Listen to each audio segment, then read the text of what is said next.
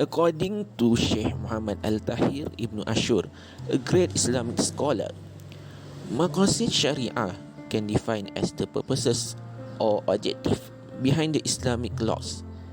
All mujtahid must have knowledge about Maqasid Shariah because it will make them more understanding about the text of Shariah and derive solution to the contemporary problem faced by Muslims.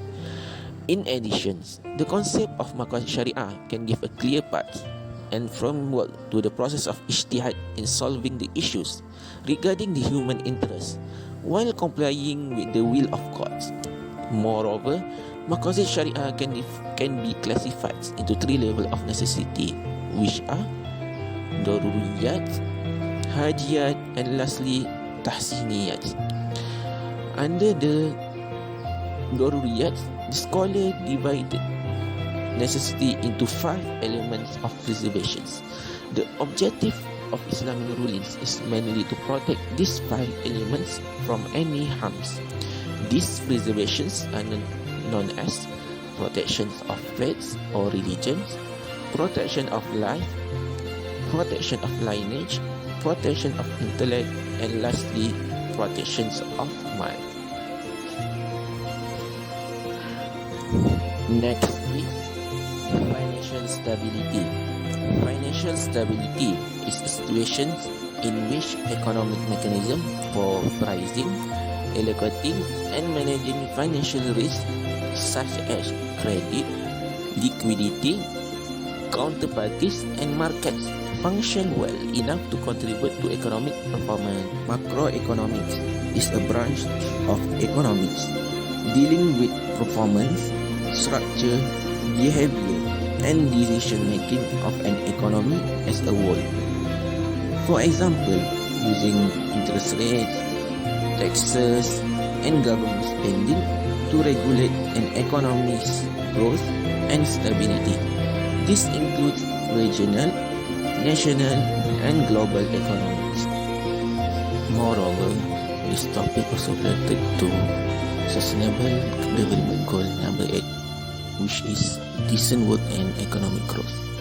This goal talk about promoting sustained and sustainable economy with full and productive employment and decent work for all. For your first question we come up with is, what is the importance of implementation of Maqasid Shariah in developing Islamic finance and economy? As we know, the world becomes a borderless world due to a rapid development in terms of technology, economy, and financial, and the complexity of people life that provide many challenges as well as opportunities to implement the Islamic ways. Maqasid Shariah could be the key in solving contemporary financial and economic issues which will align with Sharia principles. The first importance is that Maqasid Shariah propose the protection of wealth that is classified in the category of necessary interest, which is called Daruriyah, and without this protection it could result in the loss of everything. This is because the interrelation of the same purpose that Sharia and businesses want to protect, which is the finance and wealth in daily economic activities in the society. The second one is to make the wealth available to society members according to the right way and give the chance for people who deserve it to own it. Thus, it's crucial to keep the circulation of wealth flow in the right ways to avoid any type of monetary monopoly. It also can improve human welfare, enhance social and economic stability at the same time to prevent corruption. In facing the global instability due to COVID-19 pandemic, the Malaysian government applying the concept of Maqasid Shariah, where they launched an unprecedented stimulus package in order to reduce the burdens of the citizen that has 3 primary goals, which is safeguarding people, strengthening the economy, and supporting the business sector. Maqasid Shariah has become a major reference for Sharia advisory due to the revolving in Islamic banking and finance. Any problems that occur can be resolved by applying the concept of Maqasid Shariah. For instance, the Securities Commission of Malaysia and Bank Negara Malaysia applying the concept of Maqasid Shariah. Some rules and regulations have been imposed in order to bring justice to all without excluding any party. All elements that will lead to injustice in the context of business and finance have been prohibited by Sharia, like usury, fraud, gambling, bribery, and deception. However, there are several issues that should be addressed, and one of the most controversial issues related to Islamic banking product is buy al-ina, which is mostly practiced in Malaysia. Buy al-ina is used here as a legal means to avoid riba-based loan. However, financing based on buy al-ina and conventional loans based on riba are very similar.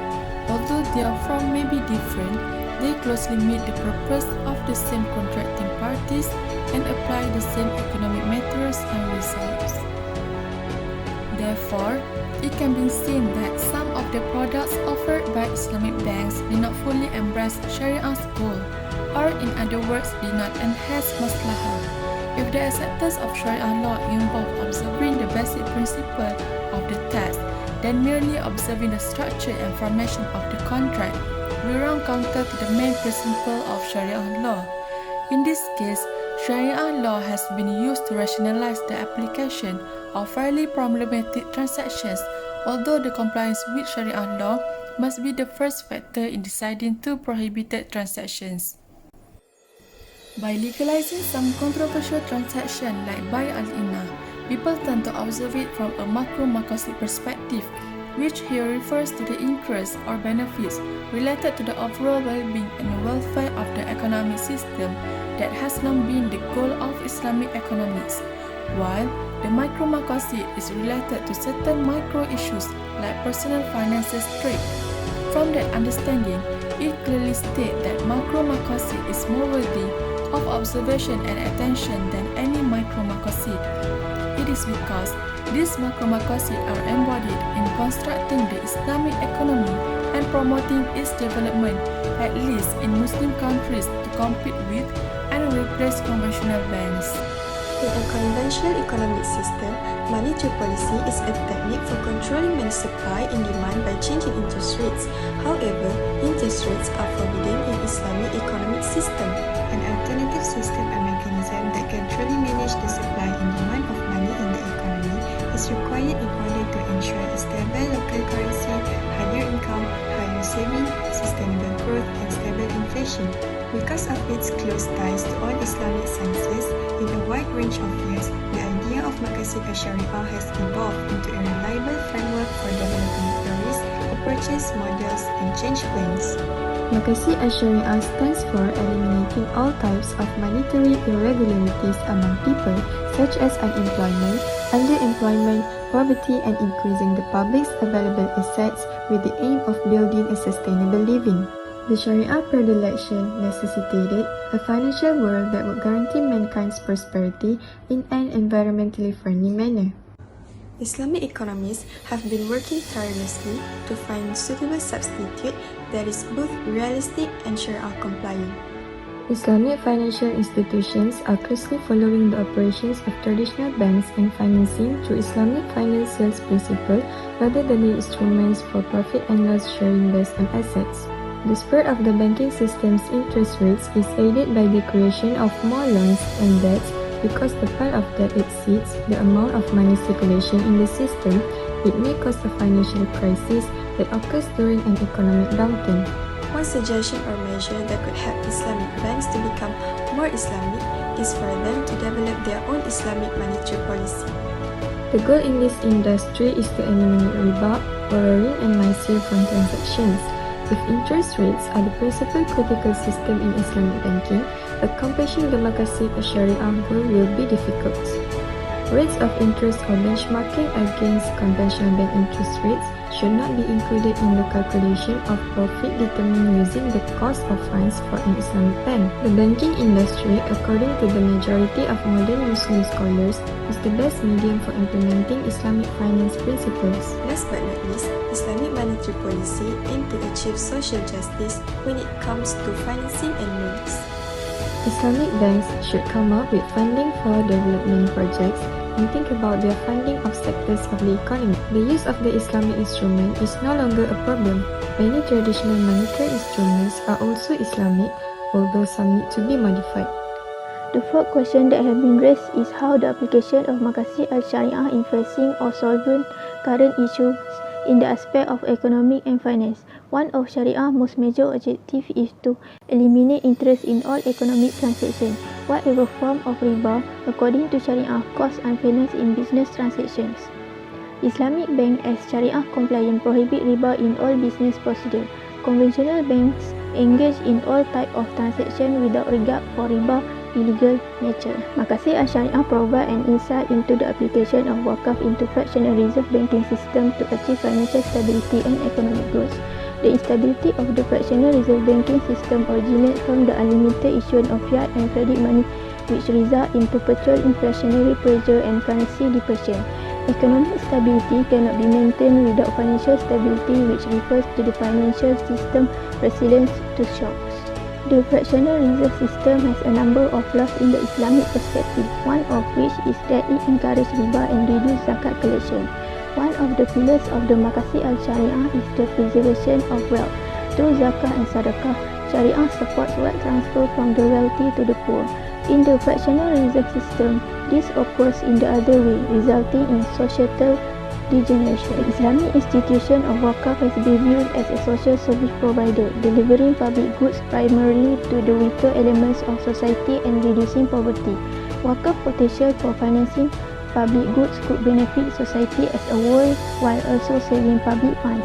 Maqasid Shariah could be used as an ethical framework for Islamic banks, and its achievement could help to ensure financial and economic stability. Now, I will move on to the next question, which is: how are the possibilities of Maqasid Shariah to be used as ethical framework for Islamic banks? Present the achievements of Maqasid Shariah in Islamic banking. Actually, Maqasid Shariah has proved that it is relevant to be used in the modern bank transaction, especially in Islamic banking transaction. The first one is about maslahah. Maslahah, or in English is public interest, is a technical term in Islamic law that refers to the general welfare of the masses. It is used to restrict or authorize anything based on whether or not it benefits the public welfare. For example, the Islamic Bank Bangladesh Limited has entered the banking market with the goal of providing financial advantages to everyone, whether Muslim or non-Muslim. These advantages are not in contradiction with any other Sharia decision or with the public interest. As a result, the bank is operating on the basis of Maqasid Al-Shariah and quickly expanding its operations. Next is about the prohibition of riba. In Arabic, the term riba literally means increment or addition. The term riba has an unique connotation in Islamic field. Riba, according to Ahmad, is an unreasonable increase in borrowing or lending money, paid in kind or in money beyond the loan amount as a lender imposed condition or willingly by the borrower. Riba is also an unjustifiable profit earned by the seller or buyer when commodities of the same sort are traded in varying amounts. The Bank Bangladesh Limited has implemented the prohibition of riba as stated in its own publication. All operations are done on an interest-free basis in accordance with Islamic Sharia principle, and investment is made through various modalities as per Islamic Sharia. According to the specific features of IBBL at a glance, IBBL effectively kept them away from any form of interest by avoiding all types of riba, and they totally applied the main and major Maqasid Al-Shariah. The conclusion is Shariah contribute to stabilizing the financial aspect and macroeconomic gains. Shariah ensure that all people get their own right to possess wealth in the ways of Islam approved. In the context of life, Shariah brings justice to all people without being racist to different religions. Islamic finance treats everyone equally, whereby the benefit go to all, not just Muslims.